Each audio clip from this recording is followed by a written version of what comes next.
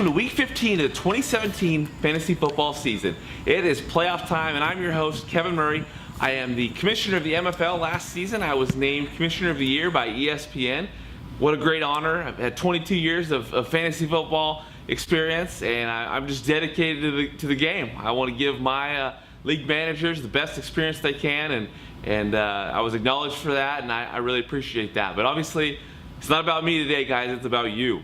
Now let's acknowledge what a competitive league the Winkenbach Fantasy Union was this season, as the top 6 teams in points were within 25 points of the title, of the points title. Now that's simply amazing. Now even more incredible, somehow with a 3-way tie in the standings at 7 and 6, the team with the most points this season in the entire league was the one on the outside of the playoffs looking in.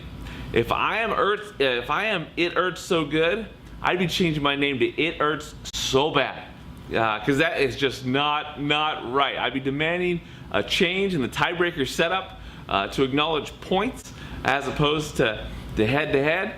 Because if you're the team that scores the most points and you're sitting on the outside, that absolutely hurts. It still hurts me to even think about it.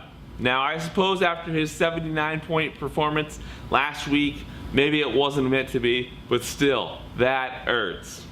Now, unfortunately, given the demands that face our fantasy football insiders in the MFL, they are unable to break things down for the Winkenbach League. But one individual who has his schedule wide open, however, is King Fantasy of the MFL. He doesn't know what to do with his time after a devastating season filled with all kinds of excuses and no fantasy football hardware in any league. Now, I want to welcome King Fantasy to the show here, and he's going to help break down your matchups this week, and then we'll go from there. King, great to have you, buddy. Thanks, Commish. It's great to be here. I had a pretty busy schedule, but at the same time, I know it's important to be here. But let's before we get into the matches, let's talk about another painful thing that happened in this league this season. That was the defending champion just falling off the cliff this season at 4-9. He's likely still just enjoying the highs of the championship parade. He appears to have just taken the year off, and he especially took the draft day off. Rodgers, I totally get that. Going for that pick at number 2. Adams, he was impacted by the loss of Rodgers most of the season. But Greg Olsen at number 4, Sammy Watkins 5, Willie Snead 6, Jonathan Stewart 7.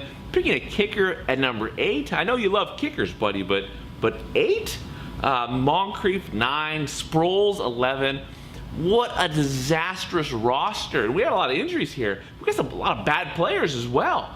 So I don't know what he was thinking putting this roster together in order to defend his championship.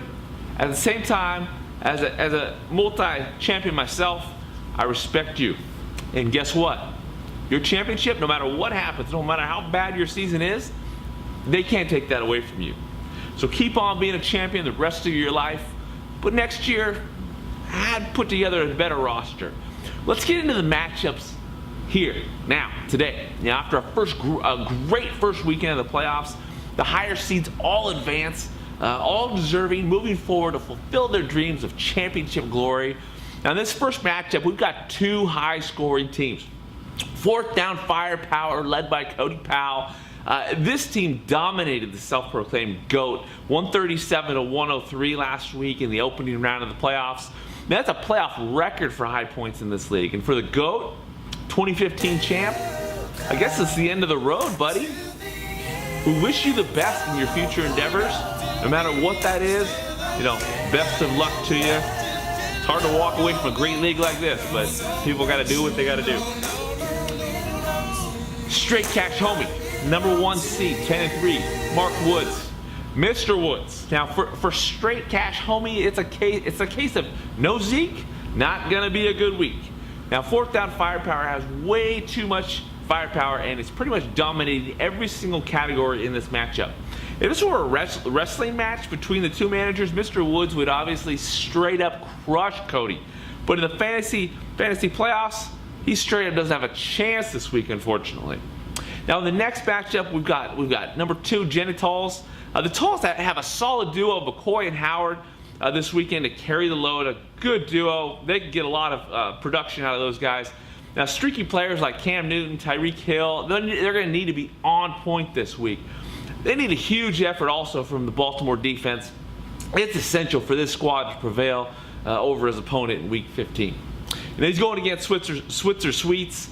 Chris Powell, number 3 seed, coming off the victory over Vic, the franchise squad in an opening round playoffs, which he looked great. And he's locked and loaded this week with great matchups and players ready to roll in Week 15.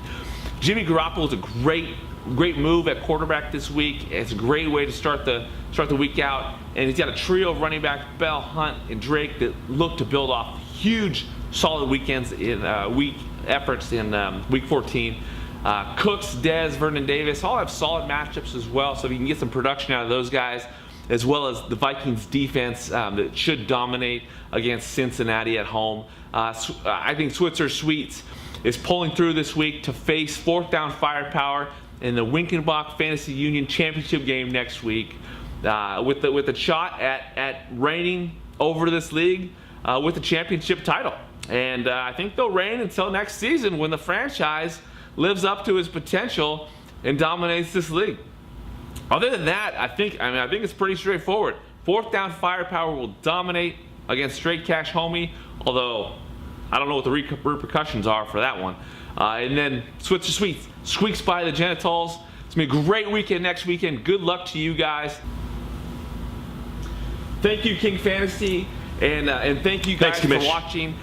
He's broken it down. Fourth down firepower is the team to beat, and they're going to be sitting on top when it's all said and done, according to King Fantasy and some of the other discussions we've had around here. The last thing I want to say is, guys, I'm really sorry in advance, ruining your Christmas with the Seahawks defeating the Cowboys next weekend. It's not my fault. Don't blame me. It is what it is. You guys have a great Christmas. Have a great fantasy playoff, and good luck to you all.